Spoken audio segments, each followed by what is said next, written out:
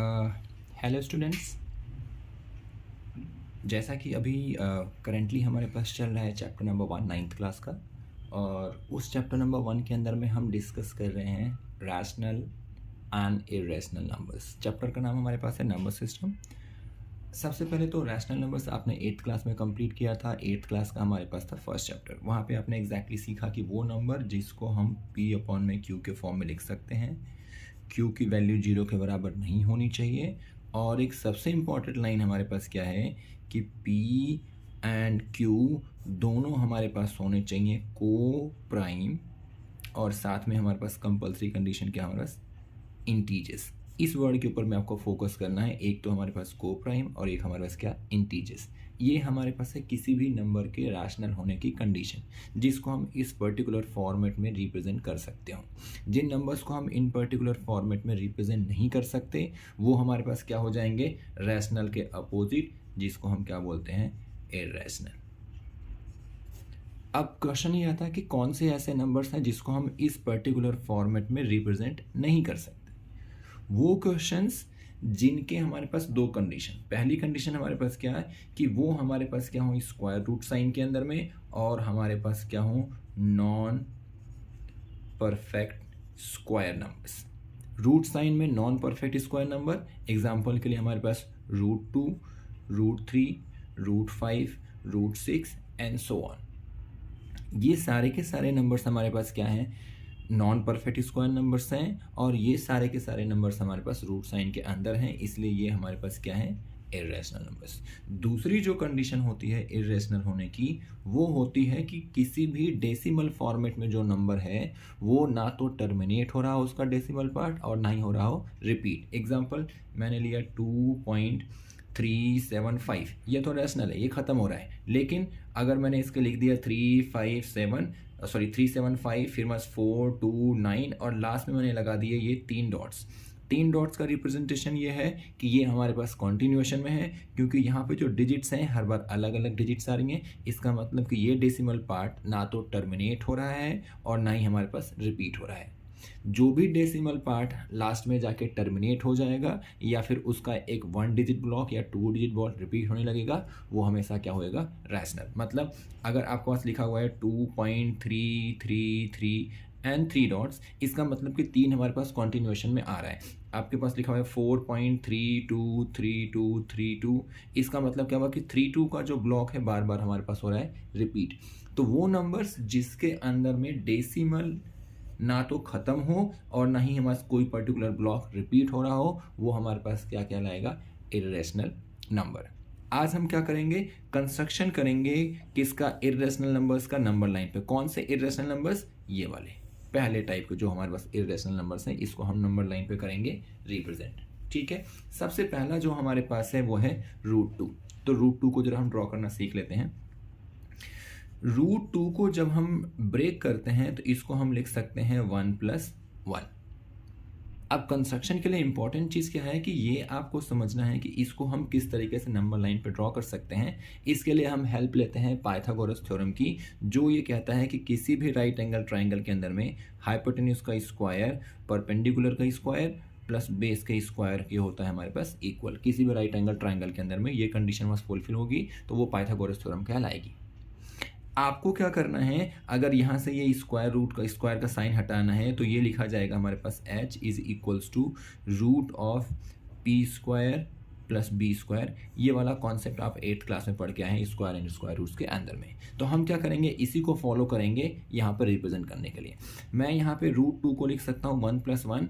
इसका मतलब इसको मैं ये भी लिख सकता हूँ 1 का स्क्वायर और प्लस 1 का स्क्वायर।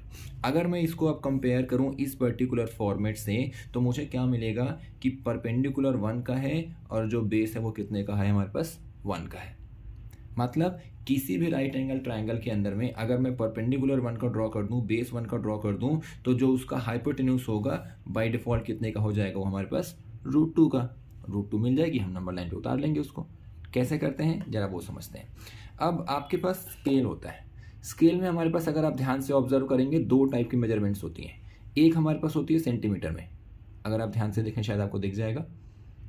ठीक है, एक हमारे पास किस में है, सेंटीमीटर्स के अंदर में, और दूसरा हमारे पास यहाँ पे लिखा हुआ है इंच में। ठीक है, 2 यूनिट्स हैं। एक हमारे पास ये जो बड़ी यूनिट्स हैं ये हमारे पास इंचेस के अंदर में है, और ये जो छोटी यूनिट्स हैं ये हमारे पास किस में है, सेंटीमीटर्स में। तो सेंटीमीटर में अगर आप देखेंगे तो 1 सेंटीमीटर हमारे पास बहुत छोटा है, तो हम क्या करेंगे, थोड़ा सा इस्तेमाल करेंगे इस वाली यूनिट का, इंच वाली का। हम 1 इंच को लेकर चलेंगे, मतलब अगर 1 इंच का बेस ले लिया मैंने और 1 इंच का परपेंडिकुलर, तो जो मेरा हाइपोटेन्यूज आएगा वो कितना आएगा, √2 इंच का। यहाँ से कंस्ट्रक्शन करना आसान होगा, इसलिए मैं आपको इंच के थ्रू दिखा रहा हूँ। आप चाहे तो सेंटीमीटर से भी ड्रॉ कर सकते हैं, या आप चाहे तो बड़ी भी यूनिट का इस्तेमाल कर सकते हैं। अगर आपने 1 इंच लिया है तो 1 इंच के हिसाब से आपका √2 आएगा, और अगर आपने सेंटीमीटर लिया है तो 1 सेंटीमीटर के हिसाब से आपका √2 आएगा। मैं इंच के हिसाब से आपको दिखाता हूँ, ठीक है। अब हम क्या करते हैं, पहले नंबर लाइन पे ड्रॉ कर लेते हैं एक लाइन। इस पर्टिकुलर लाइन का कुछ भी आप नाम दे सकते हैं। इस पर्टिकुलर को मैंने क्या ले लिया, 0, और ये हमारे पास क्या हो गया, A। अब क्योंकि हमें मार्क करना है इसके हिसाब से, इंचेस के हिसाब से, जरा मार्किंग कर लेते हैं। ये हमारे पास क्या हो गया, 0, ये हो गया हमारे पास 1, ये हो गया हमारे पास 2, ये हो गया हमारे पास 3। जितने की रिक्वायरमेंट है, हमें फिलहाल के लिए केवल 1 की ही रिक्वायरमेंट है। ये हो गया आपके पास 1, ये हो गया 2, ये आपके पास कितना हो गया, 3। नेमिंग मैंने कर लिया क्योंकि मुझे जो बेस है वो कितने का चाहिए, 1 का चाहिए। तो मैंने इसको नाम दे दिया ए ऑलरेडी ले चुके हैं, इसको मैंने ले लिया B, और इसको मैंने लिया C। तो जो BC हमारे पास है ये हो गया 1 इंच का। अब क्योंकि हमारे पास ये कंफर्म नहीं होता कि जो सामने वाला हमारे पास स्टूडेंट या बच्चा है वो किस में ड्रॉ करेगा, सेंटीमीटर में, इंचेस में, या फिर किसी और यूनिट में, तो इसलिए हम इसको इंच मेंशन करके हम इसको क्या लेते हैं, 1 यूनिट। अभी फिलहाल के लिए मैंने आपको बता दिया क्या कि 1 इंच में हम लेके चल रहे हैं। ये हमारे पास और भी हो सकता है। अभी जो मेरी यूनिट है वो 1 इंच के हिसाब से काम करेगी। मेरा जो 1 यूनिट है वो किसके हिसाब से, 1 इंच के हिसाब से। तो 1 इंच का मेरे पास हो गया बेस। जरा इसको मैं डार्क कर लेता हूँ। अब मुझे क्या चाहिए, परपेंडिकुलर। परपेंडिकुलर का मतलब कितना होता है, 90 डिग्री का एंगल।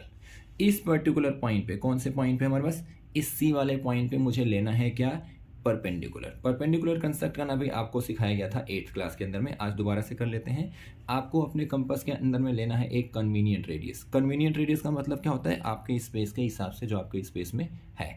मैंने क्या किया, यहाँ पे रखा, C वाले पॉइंट पे रखा कंपास, क्योंकि मुझे C पे ही चाहिए परपेंडिकुलर। एक कन्वीनियंट रेडियस मैंने लगा दिया, एक आर्क।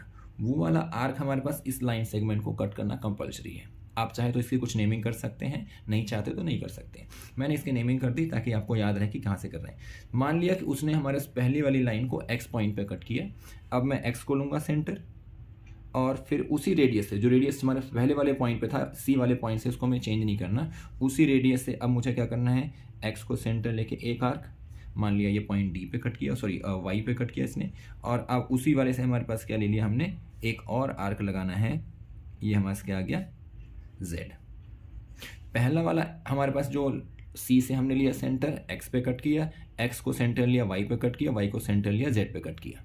हमें चाहिए 90 डिग्री का एंगल। पहला एंगल हमेशा 60 का बनता है, दूसरा 120 का। तो हमें मालूम है कि 60 और 120 का जो हमारे पास मीन होता है वो कितना होता है, 90 डिग्री। मतलब इन दोनों के मिड में जो एंगल आएगा वो कितने का बनेगा, 90 का। तो अब मैं Y और Z को लूँगा रिस्पेक्टिवली सेंटर्स, और रेडियस वही सेम रहेगा। फिर से मैं लगाऊंगा आर्क। तो आपको लेना है Y को सेंटर, एक आर्क लगाना है ऊपर की साइड में।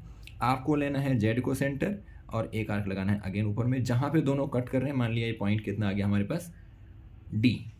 अब मैं क्या करूँगा, C को D के साथ करूँगा ज्वाइन, और आगे एक्सटेंड कर दूँगा। C के साथ हमने D को ज्वाइन किया और आगे तक हमने एक्सटेंड कर दिया है। तो आपके पास परपेंडिकुलर बन गया हमारे पास, जिसको हम बोलते हैं 90 डिग्री का एंगल बनाते हुए लाइन। अब इस परपेंडिकुलर से मुझे कितने की रिक्वायरमेंट है, 1 की। तो 1 ऑलरेडी आपके पास है। कौन सा हमारे पास, जो ये BC है वो 1 का है। तो मैंने क्या रखा, B पे रखा, C तक का ले लिया मेजरमेंट। 1 ही कट करना है, तो आप यहाँ से भी 1 निकाल सकते थे, चाहे तो आप यहाँ से 1 निकालते। मेरे पास ऑलरेडी यहाँ पे है, तो मैंने इस पे रखा और यहाँ से निकाल लिया 1 इंच का स्पेस। अब क्या करेंगे, C पॉइंट पे रखेंगे, और इस CD वाले में से हमने कट कर लिया। कई बार ऐसा होता है कि ये वाला पॉइंट एग्जैक्टली इसी को कॉन्साइड करता है, तो घबराने वाली जरूरत नहीं कि आपका गलत नहीं है, वो सही है। चाहे वो आपके पास ऊपर जाए, चाहे नीचे जाए, या एग्जैक्टली इसी पॉइंट पे है, आपका वो कंस्ट्रक्शन सही है, अगर आपने ये 1 का ही लिया है तो मैंने सी पे रखा, 1 की मेजरमेंट कट कर दिया। मान लिया इसने पॉइंट ई पर कट किया, सी डी को इसने पॉइंट ई पे कट किया। ये वाला जो पॉइंट है, ये पॉइंट हमारे क्या है, ई। अब हम क्या करेंगे, ज्वाइन करेंगे इस पॉइंट को, दैट इज बी वाले पॉइंट को। ये बी है, ये सी है, इस पॉइंट का नाम बी है, इस पॉइंट का नाम हमारे कितना है, सी है। अब मैं बी को ज्वाइन करूंगा किसके साथ, ई के साथ। तो जो आपके पास ये लाइन मिली है बी ई, यही हमारे पास कितना है, √2, क्योंकि एक का बेस हो गया, एक का परपेंडिकुलर होगा, तो चाहे हाइपोटेन्यूज आएगा बाय डिफॉल्ट कितने का आएगा, √2। अभी √2 हमारे पास नंबर लाइन पे नहीं आया है, तो हम क्या करेंगे, इसको उतार के लाएंगे नंबर लाइन पे। कैसे उतारते हैं, बी पे रखेंगे आप कंपास, ई तक का ले लेंगे रेडियस, ये जहाँ पे हमारा एग्जैक्टली इंटरसेक्टिंग पॉइंट है, ये इंटरसेक्टिंग पॉइंट है, इसको ट्रेस करेंगे। इस तरीके से जो हमारे पास आता है उसको हम बोलते हैं डॉटेड लाइन के थ्रू ट्रेसिंग, क्योंकि हमने उसको नीचे उतारा है। तो ट्रेस करके लाएंगे जहाँ पे वो नंबर लाइन को कट करेगा, यहाँ पे कट कर रहा है, इसका हमने कुछ नाम और दे दिया, मान लिया हमने पी दे दिया इसको। तो अब जो ये हमारे बी से लेके पी तक की मेजरमेंट है, यही हमारा क्या है, √2, चूंकि इसी को हम उतार के नीचे लाए हैं। जरा इसको भी मैं डार्क कर लेता हूँ। बी से लेके पी तक की जो हमारे पास यूनिट है, इसको हमने डार्क कर लिया, यही हमारे पास √2 है। कैसे हमारे पास, चेक करके दिखाता हूँ। √2 की जो वैल्यू होती है, डेसिमल वैल्यू, √2 जो होता है डेसिमल में आता है 1.41 अप्रॉक्स। आगे ये इनफाइनाइट तक जाएगा, क्योंकि ये इरेशनल नंबर है। तो हमने क्या किया, 1.41 चेक कर रहे हैं। इसका मतलब जो बी और पी की वैल्यू है, ये 1.4 के आसपास आनी चाहिए। हमारी थिकनेस और हमारे पास थोड़ा सा आग का उस फर्क पड़ता है, तो अगर ये 1.5 या 1.4 के बीच आसपास आएगा तो एग्जैक्टली वो एक्यूरेट है। चेक कर लेते हैं। ये हो गया हमारे पास बी पॉइंट, और ये एग्जैक्टली आप देख पा रहे हैं, ये बी हो गया हमारे पास जहाँ से कॉन्साइड कर रहा है। ध्यान से देखिए, ये हो गया बी, 0 से कॉन्साइड कर रहा है, आगे लेके गए, ये हमारे पास 5 है। ये वाला जो पॉइंट है, ये किसका है हमारे पास है, 5 का है। और हमें कहाँ पे मिल रहा है, एग्जैक्टली 4 वाले पॉइंट पे मिल रहा है। 1.4 होता है तो 1.4, ये वाली जो लाइन है, देख पा रहे हैं, ये वाली जो लाइन है, ये 5 की लाइन है, उससे जस्ट पहले वाली लाइन किसकी है, 4 की, और वहीं पे आके मैच कर रहा है। इसका मतलब आपका आंसर एकदम एक्यूरेट है। इस तरीके से करते हैं हम कंस्ट्रक्शन किसकी, √2 की। अगर √2 आपको कंस्ट्रक्ट करना आ गया तो आगे के सारी कंस्ट्रक्शंस आप बहुत इजीली कर सकते हैं। अब इसी के साथ मैं आपको √3 दिखा देता हूँ। √3 को मैं क्या लिख सकता हूँ, √2 + 1।